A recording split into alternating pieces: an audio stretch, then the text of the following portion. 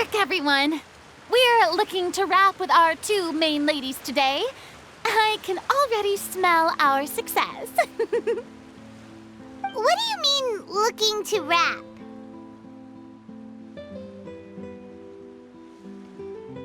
Oh, aren't you the expert now? This upcoming scene is the two musketeers' final confrontation with the Baron. There will be quite a bit of action, but no choreography beyond what we've already rehearsed. Anyway, get ready. Lights, camera, action! The view is beautiful tonight. It reminds me of that fateful night 10 years ago. And now that I've said it, I can even make out the faint fragrance of herbal tea in the air. Enough, villain! It's time that you pay for the death of our mother! My dear Iris, have you forgotten your manners? How can you speak like this to your own father? I'd sooner swallow all of my teeth than call you father. What did I expect? Seems the daughters have turned out to be just as obstinate as their foolish mother. In this world, mora and status is everything! She thought she could blackmail me using her children and force me to grant her recognition and concessions? Ah, how naive can a woman be? Mother never asked a single thing of you. All she wished was for us to live a peaceful life, just like the others. It was you who personally brewed the poison of prejudice and sent Mother to her death. Compared to that deadly poison, the 2 bullets that will soon pierce through your heart will be like sweet mercy! And that's exactly why I said you're just as naive as her. Did you really think 2 muskets would be enough to defeat me? So let's see. What is stronger? Mora and power, or the 2 muskets in your hands? Get them! Tulip! There are too many of them! It'll be okay. We'll cover each other, Iris. And Mother will be watching over us, too.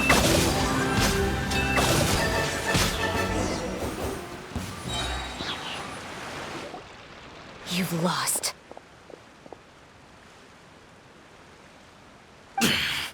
To think I'd lose to my own 2 kids. We are no children of yours, and we'll never call that place our home. Then tell me, what did you do all this for? You lost your mother, and will soon kill your father as well. What will you gain in the end, other than sentences for your crimes? We will gain our long-awaited justice.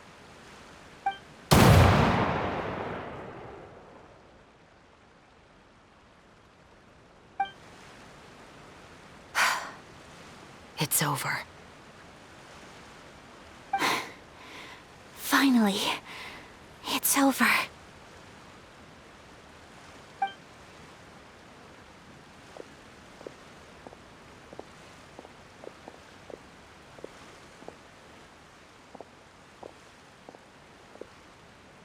So, where will you go now, Tulip? I'm not too sure, Iris. Maybe somewhere with lots of flowers? After all, Mother always did love going where the blossoms were.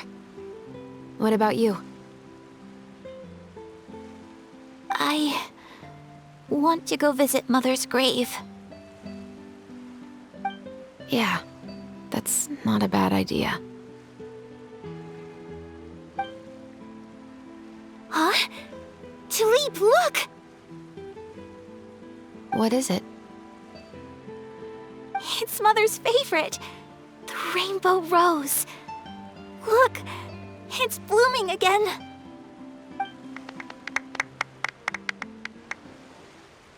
Excellent!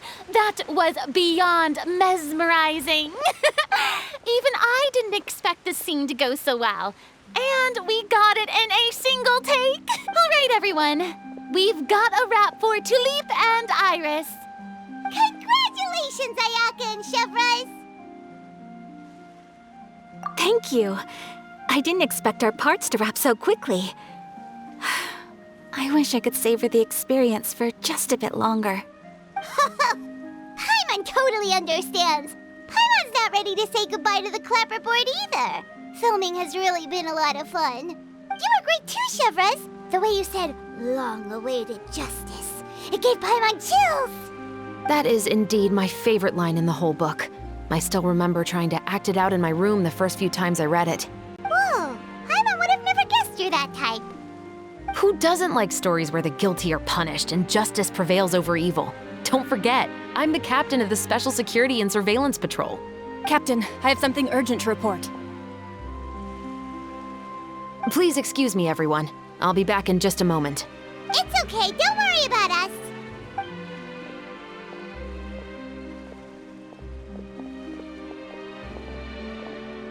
Oh? Was she whisked away by work already? I was just about to tell her how great she did. It seemed like some urgent official business. Then perhaps we should thank the stars that we were able to wrap both of your parts so quickly today. Switching around the filming schedule would have been a real pain. Anyway, I actually came over to let everyone know that we're all done for today. You can go home and get some rest. And one last thing, Miss Ayaka. Your acting skills today were immaculate as always. Are you sure you won't consider taking up full-time acting? See, I just happen to know this great troupe that's still looking for a lead actress. Thank you for your kind words, Director Furina. Unfortunately, there are still many matters that I have to take care of back home at the Yashiro Commission. I cannot remain in Fontaine to pursue an acting career. Nevertheless, I will make sure to treasure this incredible opportunity in my heart. Oh, that's a shame. But I understand. Just let me know if you ever change your mind. I believe it's also about time for me to take my leave. But hopefully I'll see you on set over the next few days. Even though my part's wrapped, I'd still like to swing by and help out the crew. See you tomorrow, Traveler and Paimon. Yep, see you tomorrow! Well, what should we do next? Maybe we'll go investigate the case some more with Chevreuse today. Traveler, Paimon, please come with me. Huh? Where are we going? You could say that our ship has finally chanced upon one of those small, remote islands of intel.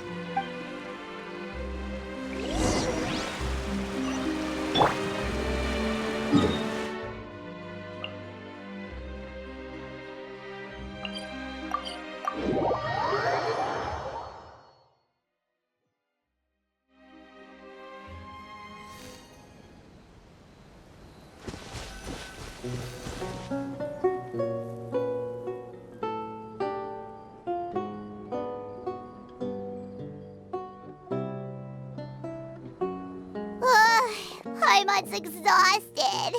Paimon definitely didn't expect having to float this far after a full day of filming.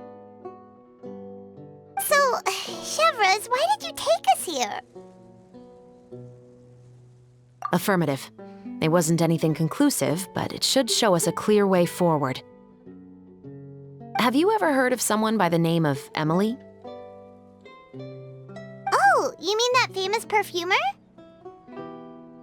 She's a good friend of mine. She's lent me her aid several times in the past to resolve some difficult cases. After I discovered the rainbow rose at the scene of the murder, I sent it to her. After all, she's probably the foremost expert on flowers and scents in all of Fontaine. And then? There was nothing remarkable about the flower or the trace amounts of soil left on it. But according to Emily, the rainbow rose left by the killer was derived from a very rare cultivar. Huh. Paimon didn't know that there were different varieties of rainbow rose. Paimon just thought they grew everywhere in the wild.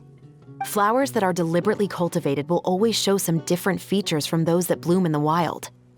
We already knew that the rose left at the scene belonged to a special cultivar, but with Emily's expertise, we were able to pinpoint the place where it was first picked from. Oh, Paimon gets it now.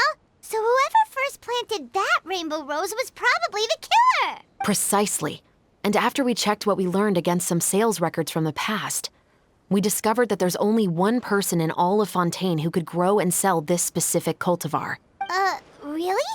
And who is it? It's the novelist. But didn't you say he had an alibi? To be clear, I haven't changed my mind about him. I still don't think he was the one who pulled the trigger. However, that doesn't mean the true culprit never visited him at his home or never purchased a rainbow rose from his garden. Whatever the case, we will have to confirm a number of things with him. So you mean the next place we need to go is... Yes, we're going to pay him a visit at his home.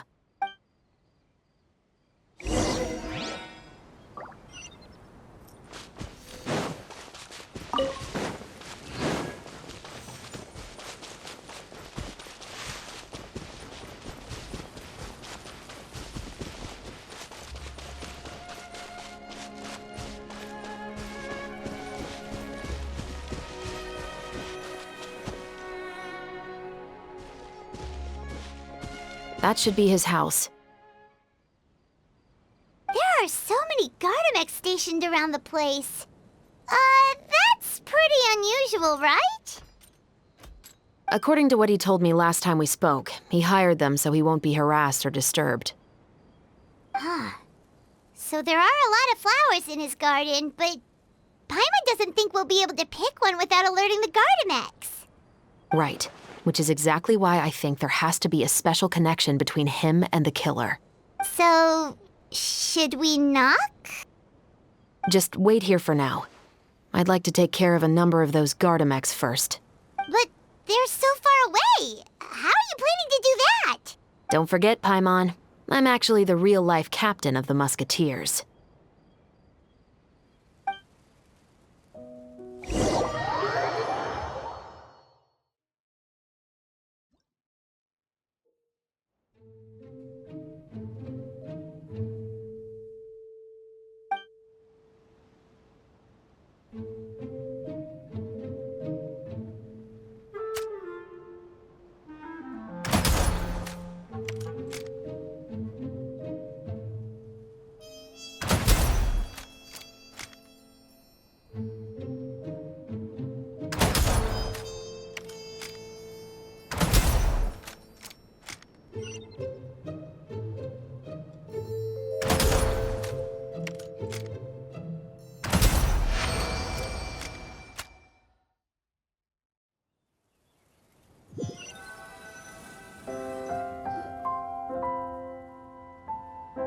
All clear. Let's go. Wait! Paimon's a little nervous now that we know he could be the killer. Can we go over our plan of action again? I'll go knock on the door and make sure it's safe inside. Once we're sure that we're in the clear, I'll ask him to come with us for a quick round of questioning at the guard's headquarters. But can't we just arrest him? We still have no evidence that he's the killer, or that he lent the killer any direct aid. Still, it would be appreciated if you could pick a rainbow rose from his garden for me while I'm talking to him. It'll help the Marechaussee Phantom confirm Emily's theory. Sure, no problem. Just be careful, chevreuse.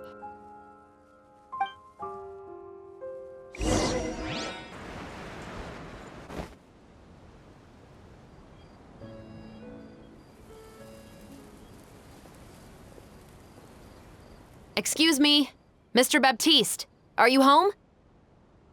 Who could it be at this hour? Oh, it's you, Officer chevreuse. Would you mind accompanying me to the guard's headquarters, Mr. Baptiste? We would like to ask you some questions about a case. Oh, is it still regarding the murder case from before? I cannot confirm or deny that at this time. So it is then. Listen, I need you to come with me, Mr. Baptiste.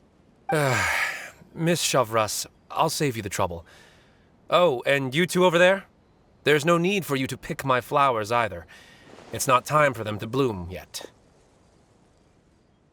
Oh!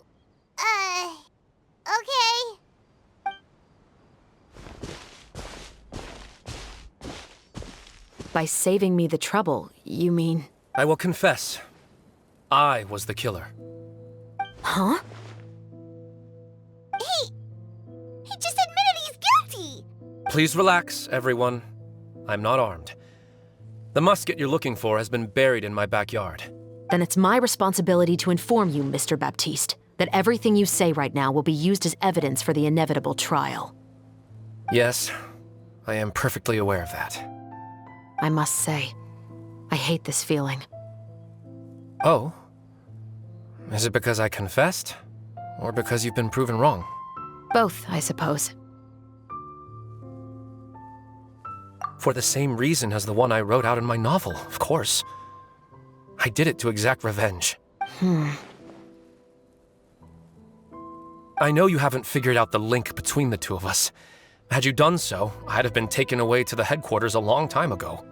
But that won't stop me from always remembering his grotesque face. After all, he was the one who killed my mother.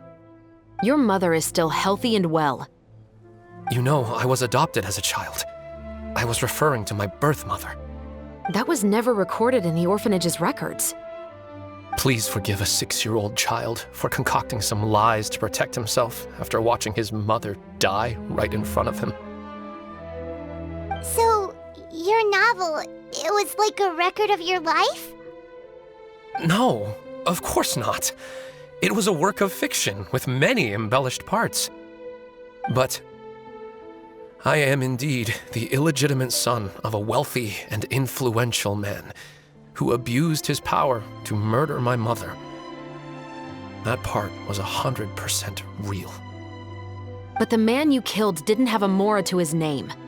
He was a hired assassin, an irredeemable beast who sank his fangs into a defenseless woman just for a few bags of mora. But if that's really the truth, you wouldn't be telling us any of this now. You still haven't managed to take revenge against your father, the true mastermind behind it all. I never thought I'd hear that kind of thing from the captain of the Special Security and Surveillance Patrol. I'm simply skeptical about your motives. It's simple, really. I've grown tired of everything and don't want to shoulder this burden anymore. You may have considered me too soft to pull the trigger. Well, as it turns out, you are exactly right. I've become overwhelmed by the aftermath of the murder. So you're going to call a stop to your revenge, just like that? The true mastermind is too rich and too powerful for me. I've accepted that I will never be able to avenge my mother alone. And so what? The characters in your book never gave up? Now, Officer chevreuse, I'm the one who has killed a man, aren't I? Are you trying to convince me to commit another crime? What's your father's name? How do you plan to prove the veracity of all of your claims? Well, I'd like to speak with you privately. Sure. Why don't we speak privately at the guard's headquarters? No, it has to be here. I must ensure that we won't be overheard. Fine. Let's talk here. When I said won't be overheard, I meant by anyone. I would like to speak with you and you alone.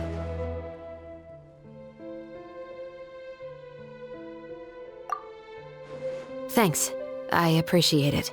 Please stay safe, chevreuse.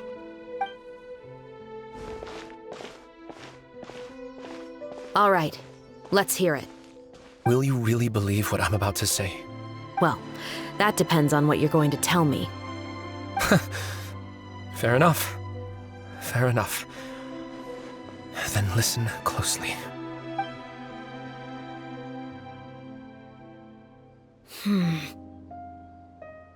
So that's how it's all connected. So, it seems you believe me after all. Do you want me to go public with this? No, of course not. At least, not right now. Then why did you bother telling me? You've read my work. What do you think? Even if you were to go public with all of this right now, he'd simply deny everything. It's been too long. Almost 20 years. Anything that could be used as evidence has long faded away. Even if there might have been a solitary island of truth once upon a time, it has long sunk beneath the waves by now. Justice will never find him. Not if you don't try. I know that as the captain of the Special Security and Surveillance Patrol, you will always stand on the side of justice. But do you really think a cushy life in prison really constitutes justice for him? I bet he could lead an extremely comfortable life in the fortress of Meripede.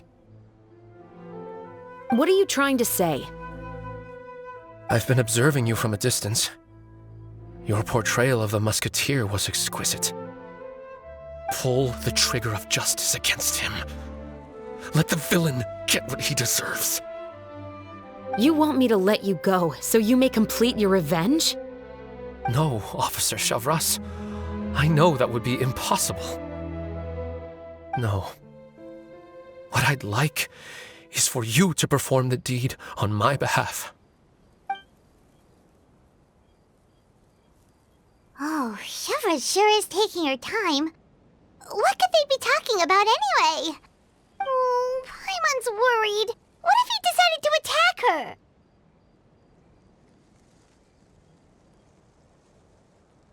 Oh, you do have a point. Still, do you have any idea who the rich person might be? And why the novelist doesn't want us to hear what he's saying to Chevreuse? Sorry to keep you waiting, you two. Hey, how did your talk go? I've already sent someone to escort Baptiste back to the headquarters for questioning. He wasn't lying about the musket. It was indeed buried in his backyard. But what about the name? Did he tell you the name of the rich guy? Yes, he did. But for now, I have to return to the Special Patrol. There are still a few loose ends I need to tie up. I'll probably be quite busy over the next few days, so apologies if you don't see me on set. All right, Paimon understands if you can't tell us everything you know. We'll just keep an eye on the Steambird then. Actually, there's still something else I need your help with.